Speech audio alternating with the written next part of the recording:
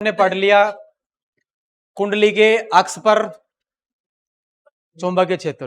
कुंडली के अक्ष पर चुंबकीय क्षेत्र का फॉर्मूला बताओ जरा एक बार। बी बराबर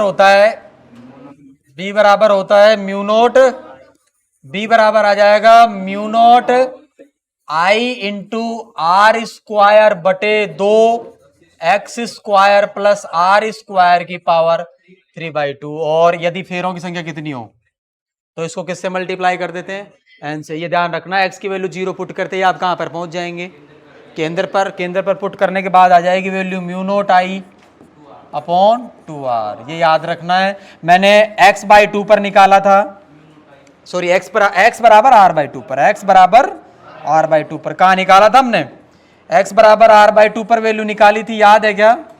कहां निकाली थी? x बराबर r/2 पर। और वो वैल्यू कितनी आती थी याद है? बताओ।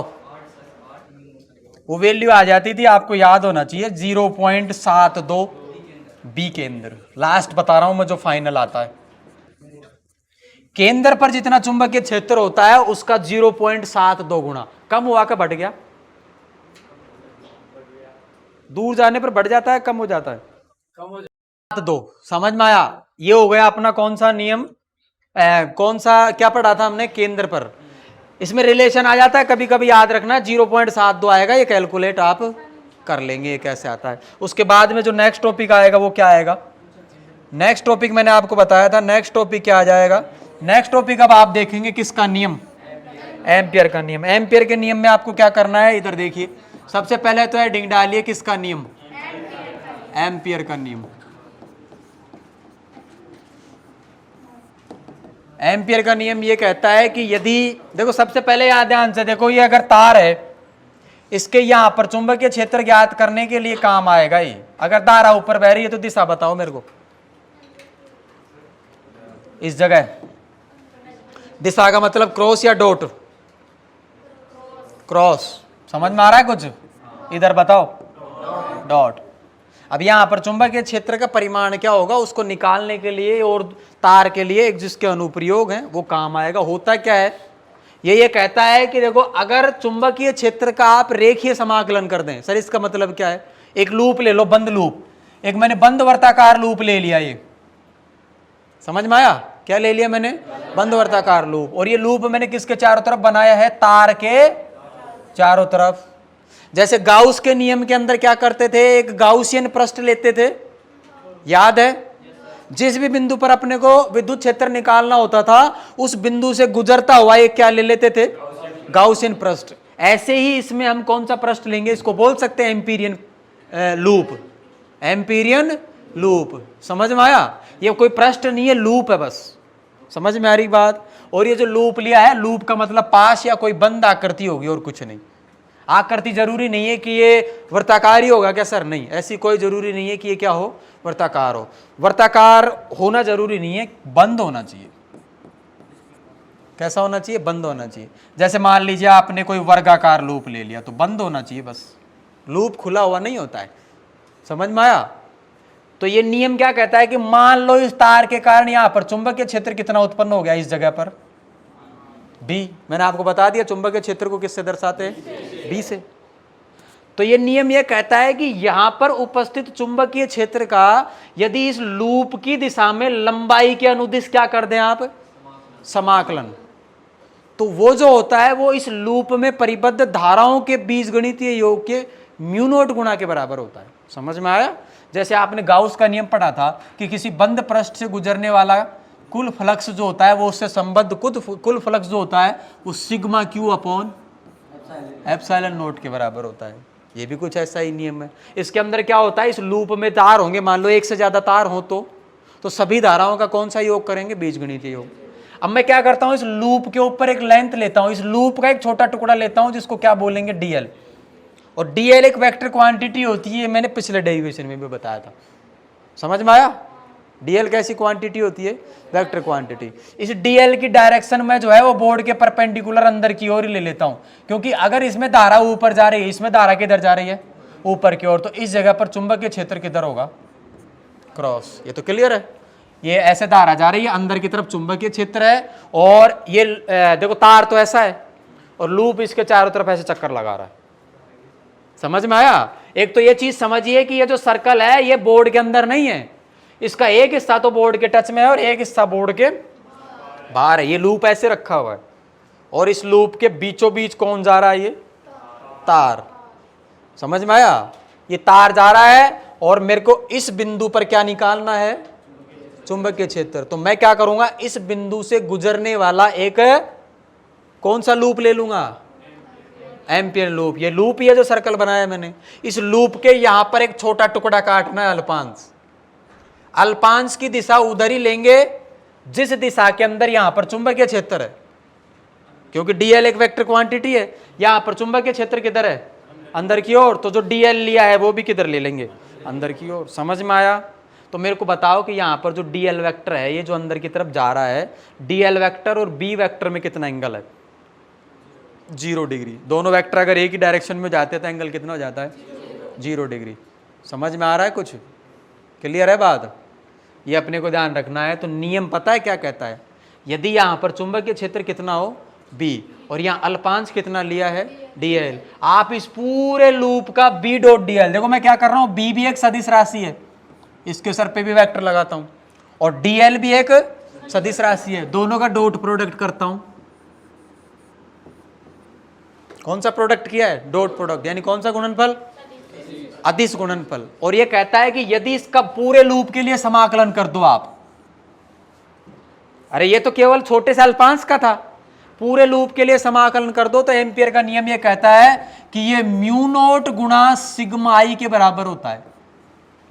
कौन कहता है ऐसा? एम्पियर। अब सर म्यू नोट क्या है? निर्वात की चुंबकशीलता या पारगम्यता, एक ही बात है, लिखवा दिया मैंने। म्यू नोट क्या है? और ये सारा काम हम किस में कर रहे हैं? निर्वात। समझ में आया? और सिग्मा आई क्या है? इस लूप के अंदर जितने भी तार परिबद्ध हो गए उन सभी तारों में बहने वाली धाराओं का बीज गणितीय योग चिन्ह के साथ। सर इसका क्या मतलब है? समझ में नहीं आया? वापस देखो, एक तार नहीं है,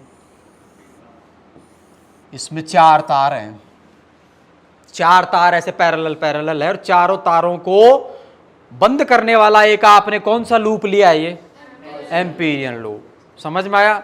और बिंदु वही सेलेक्ट कर लिया। यहां पर मुझे क्या निकालना है? चुंबकीय क्षेत्र। चुंबकीय क्षेत्र की डायरेक्शन किधर लूंगा? अंदर की ओर, क्योंकि धारा किधर जा रही है? ऊपर की ओर। डीएल वेक्टर भी किधर लूंगा? अंदर की ओर। बी वेक्टर और डीएल वेक्टर में एंगल कितना होगा? डीएल वेक्टर कौन है? लिए गए बंद लूप के ऊपर लिया गया एक छोटा अल्पांश, और डीएल एक वेक्टर होता है इसलिए अंदर की दिशा तरफ हो जाएगी। क्लियर हो गई बात?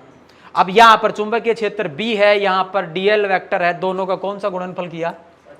अदिश गुणनफल। और उसका, अब ये तो है इस छोटे से लूप की कहानी, लेकिन ये काम करना है पूरे लूप के लिए, तो इस पूरे का क्या कर दिया? समाकलन। तो ये म्यू नोट और बराबर सिग्मा आई के बराबर होता है। अब सिग्मा आई क्या करूंगा? ध्यान से देखो, सिग्मा आई चेंज हो रहा है। मान लीजिए इस तार में इधर धारा बह रही है 2 एम्पियर, दूसरे वाले में धारा बह रही है 10 एम्पियर, तीसरे वाले में धारा बह रही है 5 एम्पियर, चौथे वाले में धारा बह रही है 3 एम्पियर। तो सिग्मा आई आएगा, बोलो 2 और 10 12, 12 और 3 15, 15 माइनस 5। समझ में आया? विपरीत दिशाओं में जाने वाली धाराओं को माइनस लगाकर जोड़कर कर देंगे, चिन्ह के साथ जोड़ना है। एक्चुअल में धारा कितनी बह रही है लूप के अंदर से? 15 माइनस 5 बराबर 10 एम्पियर। तो ये मत कर देना सारे एक ही साइड जोड़ दो, नहीं। अगर तार कोई किसी में नीचे बह रही है तो माइनस कर देंगे, ऊपर जा रही है तो प्लस कर देंगे। ये आपको चूज करना है आप कैसे करेंगे। समझ में आएगी बात? बस इतना ध्यान रखना है। ये हो गया किसका नियम? एम्पियर का नियम। अब एम्पियर के नियम की लैंग्वेज कैसे लिखें? एम्पियर के नियम अनुसार किसी बिंदु पर उपस्थित चुंबकीय क्षेत्र का, समझ में आया? किसी बिंदु पर उपस्थित चुंबकीय क्षेत्र का लूप की लंबाई के अनुदिश क्या कर दें? समाकलन। और इसको बोलते हैं रेखीय समाकलन। कौन सा समाकलन? रेखीय। रेखीय क्यों बोलते हैं? ये लंबाई के अनुदिश होता है। रेखीय समाकलन उस लूप में परिबद्ध सभी धाराओं के बीजगणितीय योग का म्यू नॉट गुना होता है। ये पूरा कौन सा हो गया? रेखीय समाकलन। किसका? चुंबकीय क्षेत्र का। किसके अनुदिश? डीएल वेक्टर यानी लूप की लंबाई के अनुदिश। रेखीय समाकलन कर दो तो रेखीय समाकलन जो होता है लूप में परिबद्ध सभी धाराओं के बीजगणितीय योग का म्यू नॉट गुना होता है। ये कौन सा नियम हो गया? एम्पियर का नियम। अब सबसे पहले तो मैं लैंग्वेज लिखवाऊंगा और उसके बाद में आपको सिर्फ क्या करना है, ये परिभाषा लिखनी है। अब करना क्या है, 2-3 चीजें, पहले इनको देख लो आप। मैं क्या कर रहा हूं, आप क्या करेंगे इसके अंदर ध्यान से देखो। इसमें 2-3 लाइनें और लिख रहा हूं मैं। अगर मान लीजिए लूप के अंदर सिग्मा आई की वैल्यू आपको निकालनी हो, इसके बगल में बना रहा हूं। जैसे ये कोई लूप है और इसमें ये तार, अब जरूरी नहीं है तार सीधे ही हो, तार ऐसे, क्या दिक्कत आ रही है? और इसमें धारा जा रही है I1 ऊपर की ओर, इसमें धारा जा रही है I2 नीचे की ओर, इसमें धारा जा रही है I3 ऊपर की ओर, इसमें धारा जा रही है I4 नीचे की ओर। तो यहाँ सिग्मा आई लिखेंगे। सिग्मा आई बराबर हो जाएगा I1 plus I1 minus I1 धाराओं को क्या करोगे, चिन्ह के साथ जोड़, I1 minus I2 plus I3 minus I4। ये सिग्मा आई का मतलब है। क्लियर हो गई बात? अगर लूप में एक से ज्यादा क्या हो तो वो हो मतलब धाराएं होती हैं। समझ में आया? 2 छोटे छोटे डायग्राम बनाएंगे बस। दूसरे डायग्राम में क्या करना है अपने को, दूसरे डायग्राम में क्या करना है, दूसरे डायग्राम में मैं क्या करूंगा, यहां एक जो एम्पियर के नियम का डायग्राम बनाएंगे वो डायग्राम पहले बनाए। एम्पियर का नियम क्या कहता है कि यदि ये ऊपर की तरफ क्या जा रही है, धारा, और यहां पर चुंबकीय क्षेत्र किधर है, यहां पर बी वेक्टर की डायरेक्शन है क्रॉस, और यहां पर जो ये अल्पांश लिया है डी एल वेक्टर, इसकी डायरेक्शन भी किधर ली है, क्रॉस। ये भी बोर्ड के अंदर ही है। समझ में आया? तो इसका रेखीय समाकलन जो है वो इस तरह से हो जाएगा। क्लियर है बात? और ये कौन सा गुणनफल है, ध्यान रखना, इस गुणनफल। ये आपका कौन सा नियम कंप्लीट हो जाता है, एम्पियर का नियम। एम्पियर के नियम में आपको ये लिखने की जरूरत नहीं है। कुछ समझ में आया? ये आपका क्या कंप्लीट हो गया, एम्पियर का नियम। अब आपको पहले तो लैंग्वेज एम्पियर के नियम के अनुप्रयोग। एम्पियर के नियम के अनुप्रयोग में पहला लिखेंगे हम, किसी पतले धारावाही तालक चार के कारण, अनंत लंबाई का तार है, उसके कारण किसी बिंदु पर क्या निकालनी है, चुंबकीय क्षेत्र का मान निकालना है। ठीक है, तो मैं लिख रहा हूं अनंत लंबाई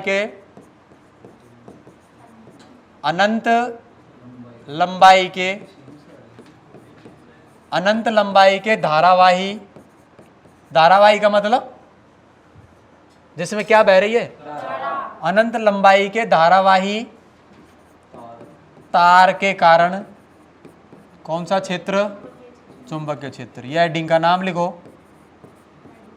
और ये हेडिंग हो गई। अब इसमें अपने को क्या करना है, उस तार के कारण मैं क्या कर रहा हूं, मैंने क्या किया, ये वो तार है जिस तार में ऊपर कितनी धारा बह रही है, आई, और ये तार इधर जो है ये कहां तक जा रहा है, अनंत तक, और नीचे भी कहां जा रहा है, अनंत तक।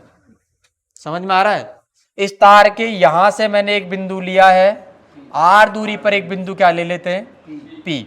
इस बिंदु पी पर मुझे क्या निकालनी है, चुंबकीय क्षेत्र का मान। मैं एक लूप लेता हूं, क्या लेता हूं, लूप। हम एक एम्पीरियन लूप ले लेते हैं और लूप ऐसा लेते हैं कि वो जो बिंदु है वो इस लूप के ऊपर से गुजरे, और इस बिंदु का नाम क्या दिया मैंने, पी। आप अगर ध्यान से देखो, धारा ऊपर बह रही है तो यहां बी वेक्टर की डायरेक्शन आ जाएगी क्रॉस, और डीएल वेक्टर की डायरेक्शन, जो डीएल लेंगे यहां पर, डीएल वेक्टर की डायरेक्शन भी क्या आ जाएगी, क्रॉस, अंदर की तरफ जा जाएगी। क्लियर है? मैं इसमें लगाऊंगा कौन सा नियम, एम्पियर का नियम।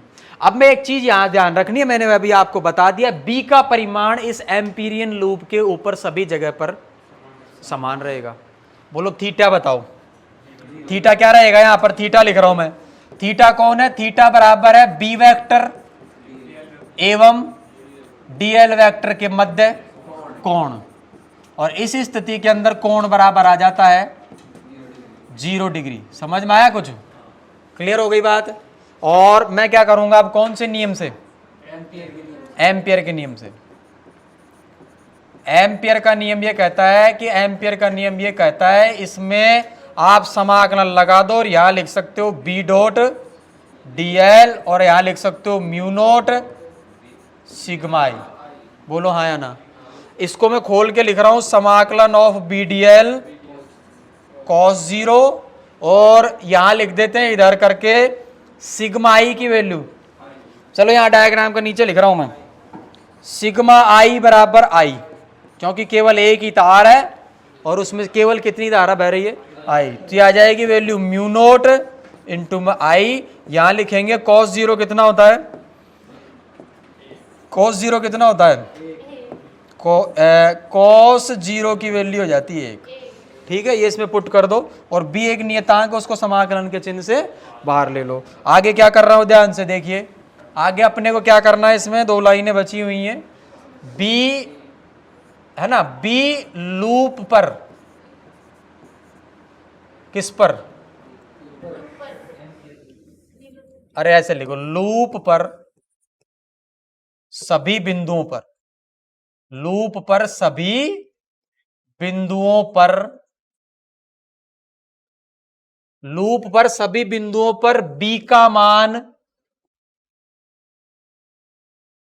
नियत रहता है। क्या रहता है, बी का मान नियत रहता है और नियत रहता है तो इसको समाकलन के चिन्ह से बाहर ले आएंगे, समाकलन के चिन्ह से बाहर ले आएंगे। बी ऑफ समाकलन डीएल बराबर आ जाएगा म्यू नॉट आई समाकलन ऑफ डीएल, समाकलन ऑफ डीएल बराबर, अच्छा यहां त्रिज्या लिख दी क्या मैंने, ध्यान से देख ला, त्रिज्या है क्या आर लिख रखी है, तो वृत्त की त्रिज्या हमने लिख रखी है, आ जाएगा 2 पाई आर। समझ में आ रहा है।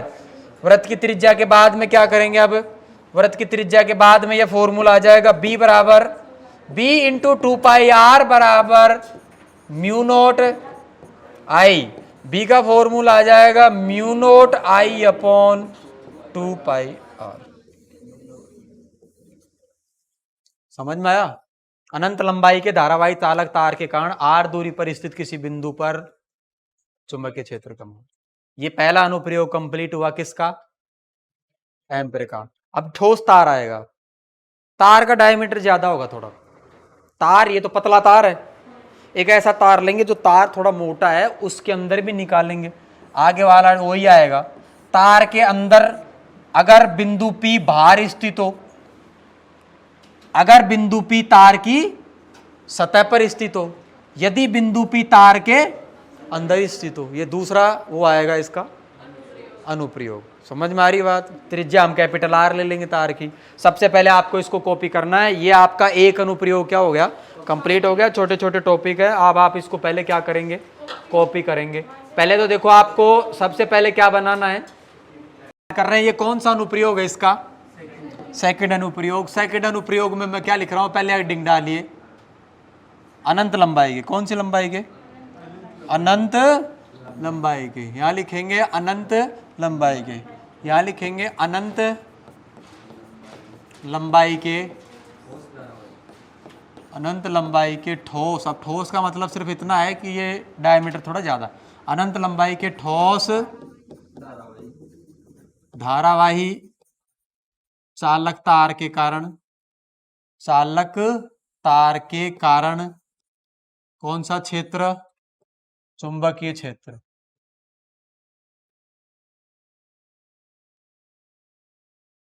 समझ में आया। अब करना क्या है, ध्यान से देखिए, ये वो ठोस तार है जिसके अंदर मुझे, अंदर भी बाहर भी, और ये कहां तक जा रहा है, अनंत तक। समझ में आ रहा है कुछ। और इसके मध्य ये जो लाइन बना रहा हूं ये क्या है, तार की अक्ष, तार की अक्ष। और तार की त्रिज्या कितनी है, कैपिटल आर। तार की त्रिज्या कितनी है, कैपिटल आर। अब इसकी अक्ष से आर दूरी पर एक बिंदु ले लिया मैंने पी, इसकी अक्ष से कितनी दूर पर बिंदु ले लिया, पी, आर दूरी पर बिंदु पी ले लिया। तार में धारा किधर बह रही है, ऊपर की ओर। समझ में आ रहा है? यदि बिंदु P बाहर हो तो सेम टू सेम डेरिवेशन आएगा जो पहले किया। यदि P बिंदु जो है वो तार की सतह के बाहर हो, सतह पर होगा तो भी सेम आएगा। सतह पर होगा तो छोटे r को किसके बराबर कर देंगे? कैपिटल R के बराबर। यानी जो डेरिवेशन है वो एक्चुअल में अंदर वाला है। समझ में आ रहा है? तो पहला केस के अंदर, इसके अंदर मैं क्या लूंगा? फर्स्ट केस है ना, केस नंबर फर्स्ट। क्या करना है इसमें? केस नंबर फर्स्ट के अंदर मैं लिख रहा हूं जब बिंदु P, जब कौन सा बिंदु? जब बिंदु P बाहर हो, सतह से बाहर हो, है ना, यहां लिखना बाहर हो, यहां लिख लेना सतह के बाहर हो, आप लिख लेना। और इसका मतलब यह है कि छोटा r जो है वो किससे बड़ा है? कैपिटल R से। क्लियर है? सबसे पहले मैं क्या करूंगा, इससे गुजरता हुआ एक, इससे गुजरता हुआ एक क्या ले लूंगा मैं? इससे गुजरता हुआ एक क्या ले लेंगे? Amperian loop. क्लियर है? तार में धारा ऊपर की तरफ है, यहां B वेक्टर मैं मानता हूं ये भी किधर आएगा? अंदर की तरफ। DL वेक्टर भी किधर आएगा? अंदर की तरफ। थीटा बराबर कितना आएगा? 0 डिग्री। क्लियर है बात ये? अगर ऐसा हो रहा है तो किसके नियम से? एम्पियर के नियम से। किसके नियम से? एम्पियर के नियम से। एम्पियर का नियम ये कहता है समाकलन ऑफ BDL कॉस थीटा बराबर म्यू नोट सिग्मा आई। इस तार, इस लूप के अंदर देखो, पूरे लूप में पूरा तार आ गया। लूप के अंदर पूरा तार समाहित है, पूरा तार समाहित है, और पूरे तार में कितनी धारा बह रही है? आई। तो मैं लिखूंगा सिग्मा आई बराबर, केस नंबर फर्स्ट के अंदर लिख लेना, यहां मत लिखो इसको। केस नंबर फर्स्ट में लिखना, यहां मत लिखना, डायग्राम के अंदर नहीं लिखना। ठीक है, ये ठीक है। इसको लिखेंगे सिग्मा आई की वैल्यू कितनी है?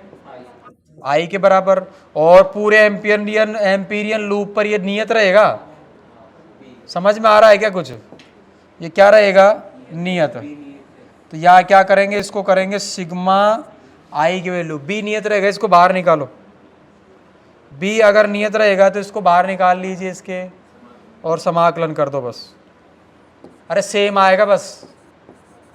यहाँ कॉस कितना है? थीटा 0, और यहाँ लिख देना कॉस 0 इज इक्वल्स टू 1, और यहाँ लिखेंगे म्यू नोट आई समाकलन ऑफ DL। हाँ सेम आता है, समाकलन ऑफ DL बराबर 2 पाई R। क्लियर हो गया? इसके बाद में क्या करना है? इसके बाद में करना है B इंटू 2 पाई R बराबर लिखोगे म्यू नोट आई। तो B बराबर आ जाएगा ये mu nought I upon 2 pi R। Clear हुआ? सेम डेरिवेशन है। और दूसरे केस पर आ जाओ, case number 2। Case number 2, case number 2 यहां ले रहा हूं मैं। केस नंबर 2, जब बिंदु P तार की सतह पर हो, तार की सतह पर हो, तार की सतह पर होगा तो छोटा r बराबर कैपिटल R। तो हम लिख देंगे, हम जानते हैं क्या? हम जानते हैं B बराबर आ जाएगा, B बाहर लिख दूं क्या? यहां B बाहर बराबर होता है कितना आया था रे? Mu nought I upon 2 pi R। तो B सतह लिख दूंगा। यहां पहले लिखो छोटे r को किसके बराबर पुट करना है? छोटा r बराबर बड़ा R। B सतह, B सतह आ जाएगा mu nought I upon 2 pi capital R। तीसरा पॉइंट आ जाएगा जब बिंदु कहां हो? अंदर हो। तीसरे पॉइंट के अंदर case number third, case number third में क्या करना है? जब बिंदु P किधर है? अंदर। तो पहले आप इसको कॉपी करो, ठीक है, बाद में फिर आपको करेंगे बाकी। ठीक है।